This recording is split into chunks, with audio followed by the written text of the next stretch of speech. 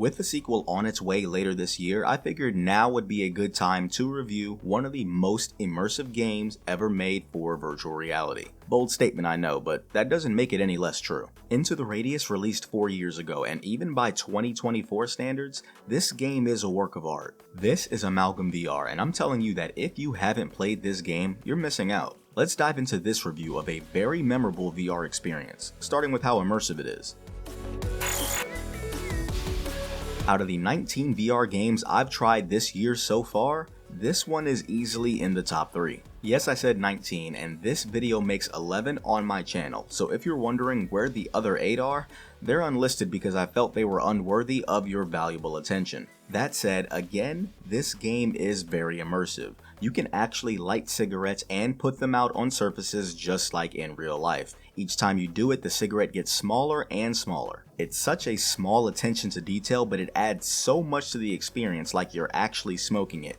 You know, minus the lung cancer. Even the take on something as basic as a flashlight is immersive here. Not only can you turn them on or off, but you can also change how you hold them. This is super helpful for whether you're just looking around or you're doing the makeshift tactical flashlight trick. There is more to Immersion than just holding on to things though, and Into the Radius knows that, so they really leaned into the survival thing. If you like the idea of surviving in the dark, then you're in luck because it definitely gets dark outside. The crazy part is that it doesn't necessarily become more dangerous at night, it just feels like it. The dark makes it harder to see dangers that might sneak up on you, especially those spooky anomalies that can be tough to spot even during the day. At night, they're downright terrifying, almost as terrifying as you not hitting the like button and subscribing. Seriously though, your support has been awesome, and as always, I appreciate it. But I haven't even started talking about the ammo yet, and for the sake of not making this video too long, I'll talk about it anyway, but in the next category.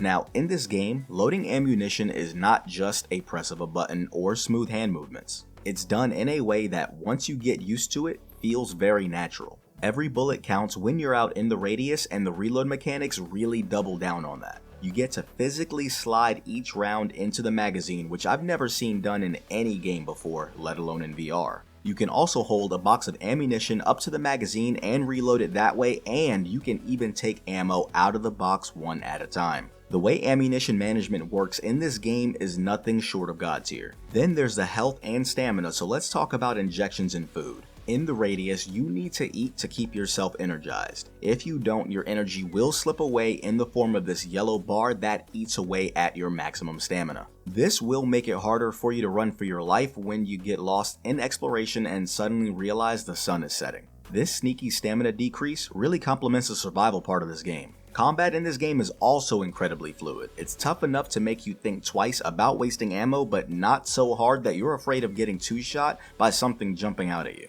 You always have to be on your toes in the Radius because the dangers here will chew you up if you aren't paying attention. It's nice that you can tackle the Radius with both hands though. Whether you're left-handed or right-handed, this game has got you covered. You can choose a dominant hand, but you can always use both regardless, allowing you to do whatever you want pretty much and making the dominant hand selection thing questionable. For that and other reasons, the mechanics in this game stand out compared to the average VR game. The features don't stop there though, so let's talk about the audio next.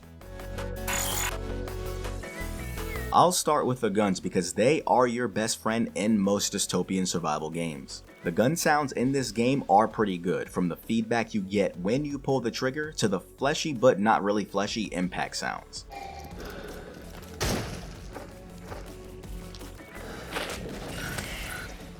The anomalies in this game, those mysterious and dangerous entities you find everywhere, make some of the creepiest sounds I've heard in VR.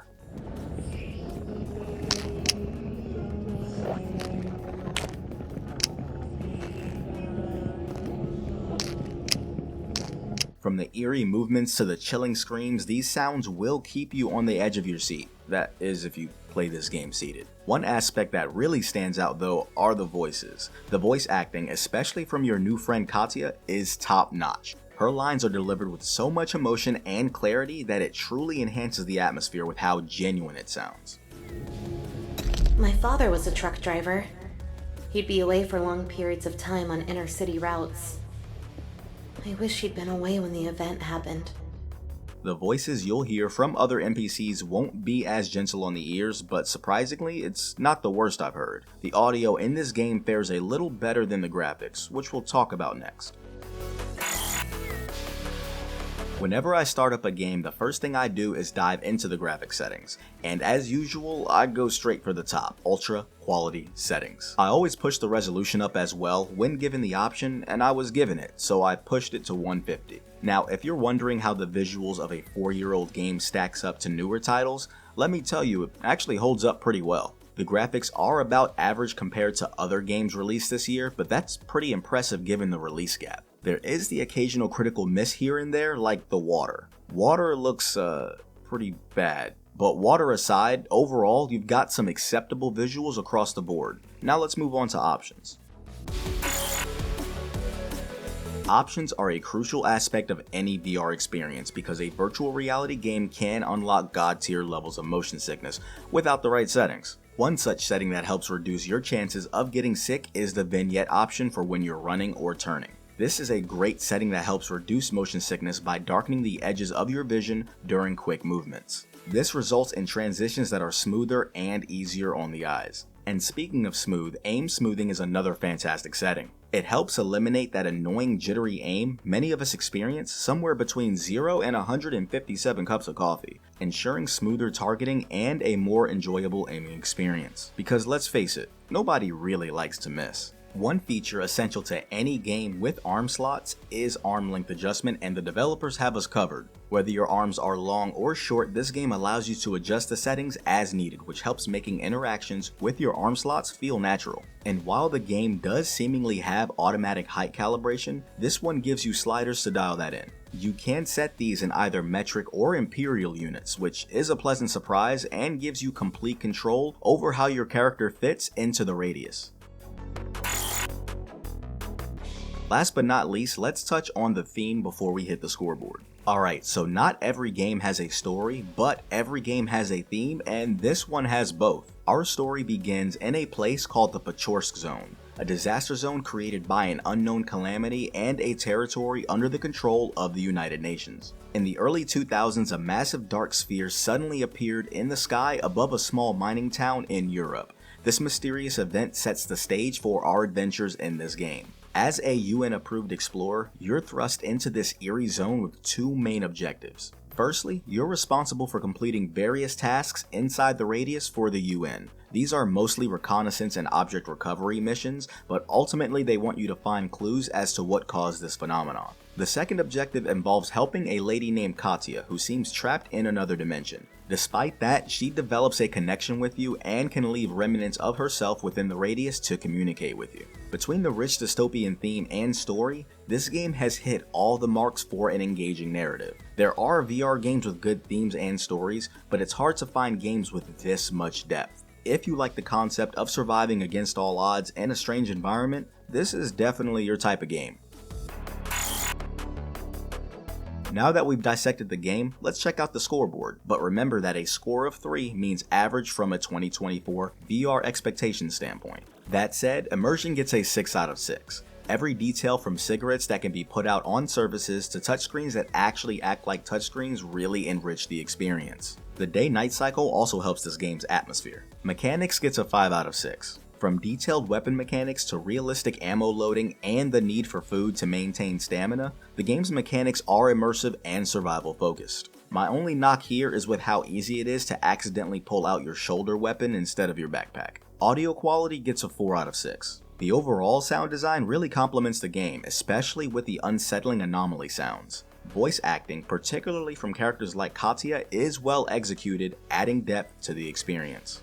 Visual quality gets a 3 out of 6. Despite playing on ultra quality settings at 150% resolution, the graphics, while impressive for a 4-year-old game, only managed to hold average against current titles. And lastly, theme gets a 6 out of 6. Set in the mysterious Pachorsk Zone, under UN control, this game introduces a gripping story featuring missions that blend dystopian survival with interdimensional mystery. The storyline is not only unique, but nicely executed, making you feel part of a larger ongoing event. The combination of all 6 categories play well together and has earned Into the Radius an overall score of 5 out of 6. This is a very impressive VR game and one I'd recommend to anyone any day. Grab this one if you haven't already before the sequel drops later this year. That said, again, thank you guys so much for watching. Your support does go a long way with helping me maintain this channel. Give this video a like if you enjoyed the review, and more reviews are headed your way weekly, so subscribe to avoid missing those. And until next time,